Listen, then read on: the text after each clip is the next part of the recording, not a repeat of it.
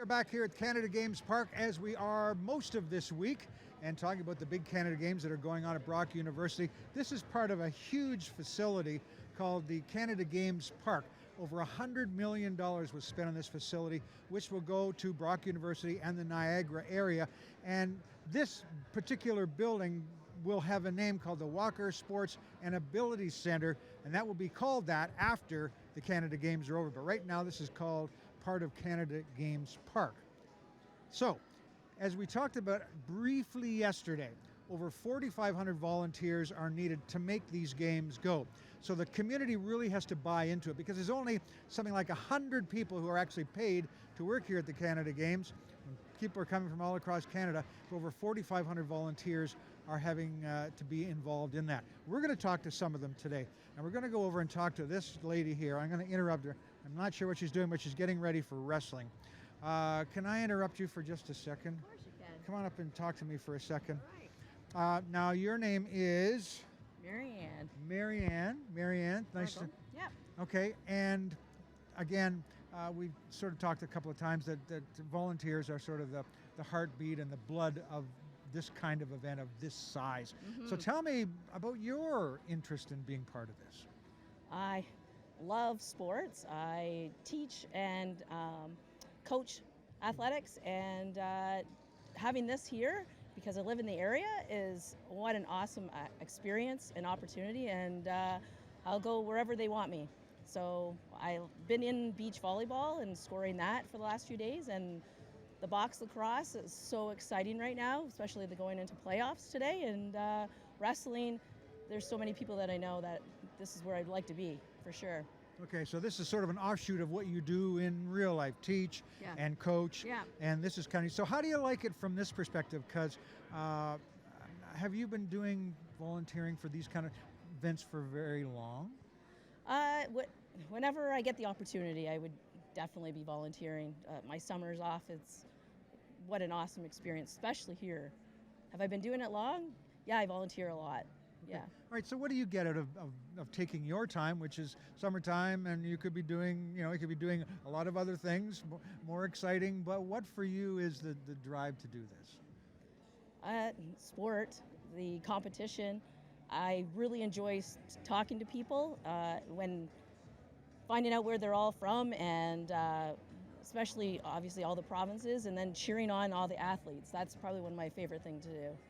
Okay. Well, continued success. I'll let you go back and finish your scoring because I know there's going to be some more wrestling going on here. And thanks for all you do here and all of the other 4,499 people who are here to volunteer to be part of the Canada Games to make them successful. Thank you. Thanks. We are back here at the Canada Games Center, and everybody's getting ready for wrestling today, as you obviously can tell. A little bit of practice drills and getting everything warmed up to get going here. And we're talking volunteers today, and I want to bring you up to date with a young lady named Chelsea. Hi. And Chelsea is what's your title? So I'm the sport lead, which is the volunteer coordinator for the tournament. Okay, so just let's get back to, first of all, why did you decide to get involved with the games? And obviously as a lead, you do a lot of work here. Yeah, I used to be a wrestler. I wrestled all through high school and then at Brock University. So I am tied to the sport. You can't really ever let go of it. And I studied event management at Niagara College, so that is my background. So it was a great way to tie the two together. And I love volunteering, so this is the perfect role for me. Okay, now what have you enjoyed about the things so far? Just seeing it all come together. We had the postponement, of course, so I've been on board since 2019. And so almost 3 years later, here we are seeing this beautiful brand new venue, and all the kids are so excited to be here, and it's been a great turnout for spectators as well. Now, is this your first time volunteering for something like a big event like this? For a big event, yes. I've volunteered at many wrestling tournaments before, but this is the first games that I've been a part of, and I'll be happy to do it again and again. Okay. Now, I want to ask you, now wrestling is a very, very emotional, powerful kind of a sport, but I'll tell you, when the coaches bring out their challenges, they throw out turtles. you would think it would be a bloodstained shirt or something like that. So tell me what's this is all about. So when people come down here to watch the wrestling, they can say, there's a, what's it called? You have the name. This is the Shelly doll. So Shelly's the mascot for the Niagara 2022 games. So we thought it would be very unique. I don't think any other sport has done this. We actually dyed the shirts for the red and the blue for the opposing team. So instead of seeing the traditional foam block that the coaches would throw in, they're throwing in the Shelly doll. So a kind of cute and unique way to tie in the mascot to the wrestling tournament. Okay, it's a fun thing. And again, come down here, watch the wrestling. There's all kinds of neat things going on. You can see Chelsea, she's the lead. She'll be here. Have a look for Shelly. And again, the athletes are performing today and as we go through this week and a half or so of the Canada Games. All right, we're checking out things today at the Canada Games that most of us really wouldn't have a chance to see. And one area that we're going to show you today is the VIP lounge. Now, we all say, you know, what happens in the VIP lounge? Because usually it's for politicians, delegates, sponsors who put up money for the event. It's a place where they can gather and sit around and have a bit of fun. But let's go in and see what's going on and how this all works here at the Canada Games. So again, we see the outer part of the lounge here, a chance for people to sit around and have some water or juice or pop or whatever they're going to have. And this is the inner sanctum. This is where everything kind of happens. And this will be a busy place, especially later on today. Hello, welcome to our VIP lounge. Hi, well, thanks for letting us kind of just wander in here unattended and without a pin or anything like that. And your name is? I am William. Okay, William. Now, tell us a little bit about how this works and why you were involved in the VIP lounge and sort of running things here. Absolutely.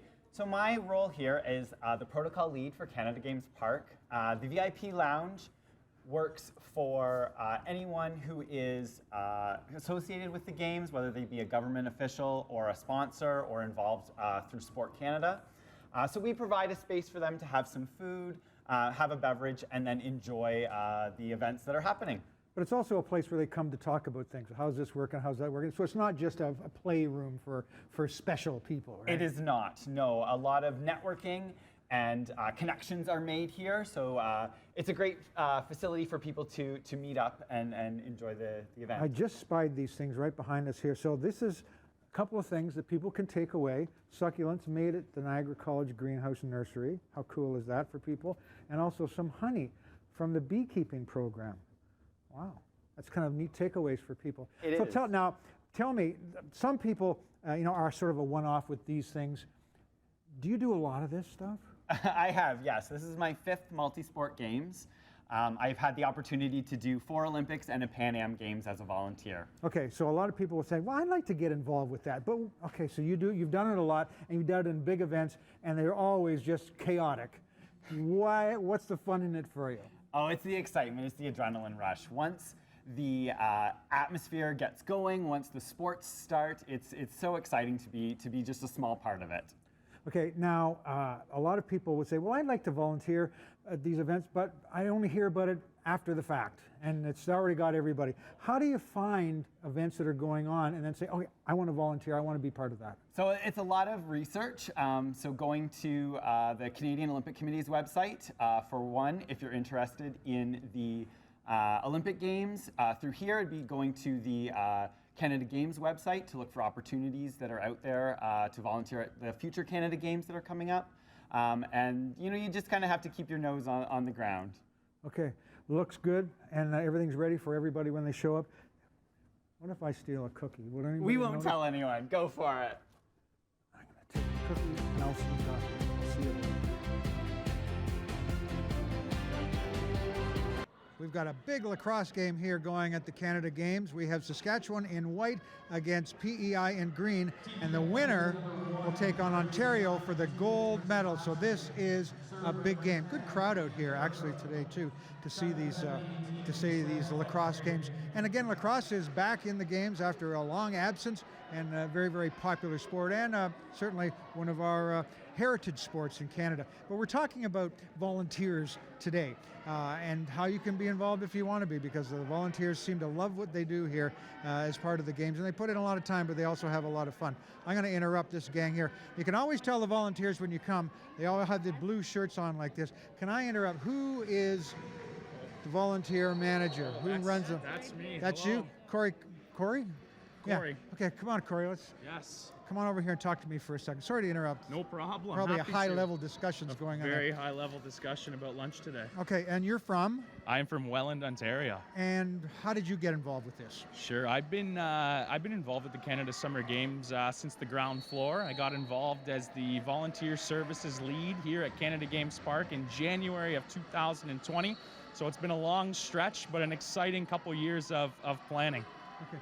Now, 4,500 volunteers at the event in total, which again is we've talked about. It's the lifeblood of this whole thing.